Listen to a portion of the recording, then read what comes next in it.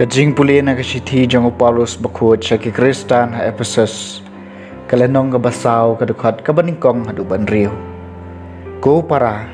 nga ukoy di na kabanta utray nga karpad epi ban im hakurkom kabayaday dur bat kata kajing khot siya kabalakot epi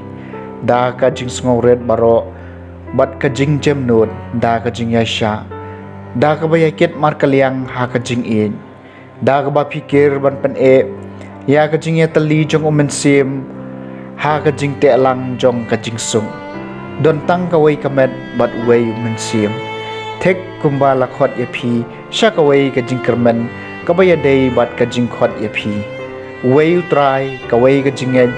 kawai ka baptisma way blay bat ukpa jingi baro ubalong halor baro batray lang ba baro bat ubadon ha baro kaktian jong utray.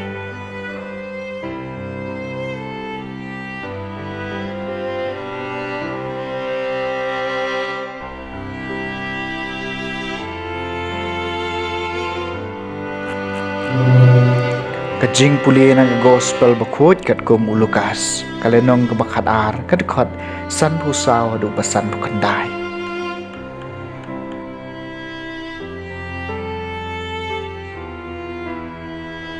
Ha kata kapor ujisul ong hakipay ba haba pio iyo o ubakiw hasab ni pi ong sisundon ulap raw unwan menta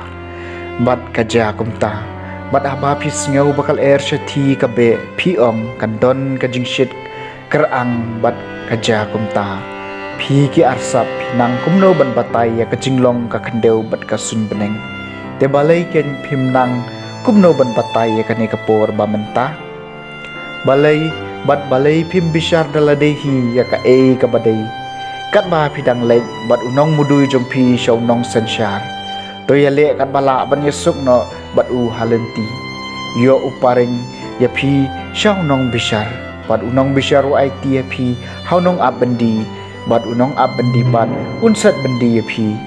ngaong hapi pin om mi no nang ta tat hadu ba pinda siudab ya kadam ni bak hadu ka gospel jong utray.